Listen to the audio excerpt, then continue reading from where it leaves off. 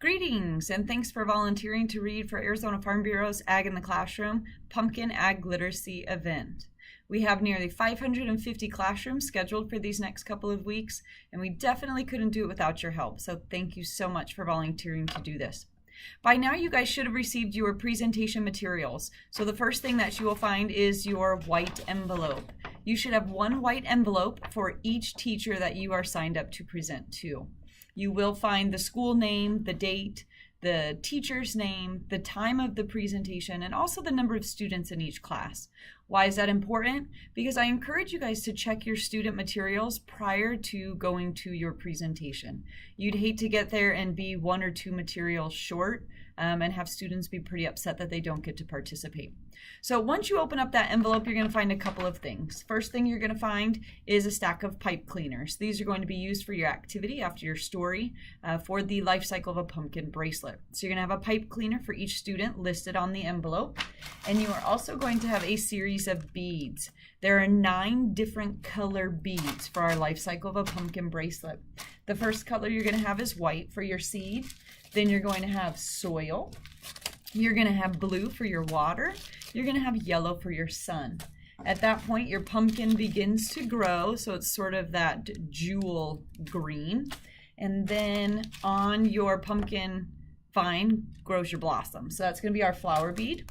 And then we have our baby green pumpkin, and then our gold pumpkin, and then of course our big fat orange pumpkin. So that's the order they're going to go on. You should find that information on your script as well. But make sure there are 9 different color bead packets inside that envelope. Another thing that you're going to find is you received a stack of books. And that's because this is the book that you're going to be reading with the students. And remember, the book stays behind with the teacher. So when you're finished with the presentation, go ahead and leave it for him or her in her classroom to use as part of their classroom library. Now, our volunteers, you're also going to find some other materials were delivered for you. You're going to find some orange paper plates, and then you're going to find yarn, maybe not yarn. And then you're also going to find pieces of white paper. This is going to be your life cycle of a pumpkin craft that you are going to build as the presenter prior to your presentation. This is going to help you walk through the life cycle of a pumpkin after you've read this story with the students. So here's what we're going to do. The first thing we're going to do is I'm going to give you an example of a couple of pages of this story, just as a reminder that the more excited and exaggerated you are with the story, the more interested the students are going to be into it. If you sound dull and boring, they're going to be bored as well. So remember, make sure you read this book several times before you go into the classroom, just so that you're familiar with what it says and what pages are coming next. So here we go. From seed to pumpkin. When spring winds warm the earth, a farmer plants hundreds of pumpkin seeds. Now you guys might notice as I was reading the story, I was reading it with the pictures facing the students. If you read the book like this, all you're going to hear from the students is that they can't see the picture. Even if you tell them they're going to see the picture when you're finished, they're not going to be quiet and they're not going to listen to you. So you need to be able to read the story like this, either off to the side of you, and then when you're finished, sort of do that arc so that they're able to see all of the pictures. Just something we've learned over the years. Every pumpkin seed can become a baby pumpkin plant. Underground, covered with dark, moist soil, the baby plants begin to grow. Again, you just want to make sure that they can see all of the pictures. So you're going to go through all the pages of the story. My suggestion to you as you move through the story is remind the kids of the order. So when you get to this page here, it's talking about the baby pumpkin. And I always like to point out, what color is that baby pumpkin? Of course, they're going to say green. And the reason why you want to keep reminding them of the life cycle of the pumpkin as you're reading through the story is because at the end of the story, you're going to tell them that you're going to do a fun life cycle activity. But first, you need to make sure that they know what the life cycle is. At this point, you will pull out the craft that you will have made prior to arriving to their class. And so what I like to do is just say, and what's this? And they usually say orange paper plates, but you'll get a couple of kids who will use their imagination and they will tell you that's a big fat orange pumpkin. That's right, this is my big fat orange pumpkin. Now, when I decided that I wanted this big fat orange pumpkin, did I just snap my fingers and it appeared? No, of course not. What was the very first thing I had to have to plant my pumpkin? Of course, they're going to respawn seed, so at that point, you're just going to slide the seed out. So as you can see, I've colored my seed, and I've put a hole in it so that I could tie it to the next piece, because our seed, after it gets watered in the soil and has sun for the warmth, it sprouts into a pumpkin plant full of green leaves. All the kids will yell that at you. So you want to go ahead and color that green. And then, of course, once our pumpkin plant grows bigger, what grows on that pumpkin vine? A pumpkin blossom. And of course, your pumpkin blossoms are orange. Okay, so make sure that you're coloring those pumpkin blossoms orange. All right, so the bees and the butterflies, they come and pollinate our pumpkin blossom. And what color does our pumpkin blossom grow into? I mean, baby pumpkin. What color is the baby pumpkin? It's green, of course. So you pull out your baby green pumpkin. Your baby green pumpkin grows into a little bit bigger pumpkin. What color? Yellow. And then finally we get our big fat orange pumpkin. Now, when I cut off the top of my big fat orange pumpkin, what's inside? That's right, seeds. Now, can I take those seeds from inside my pumpkin, plant them in the soil, and get all these things again?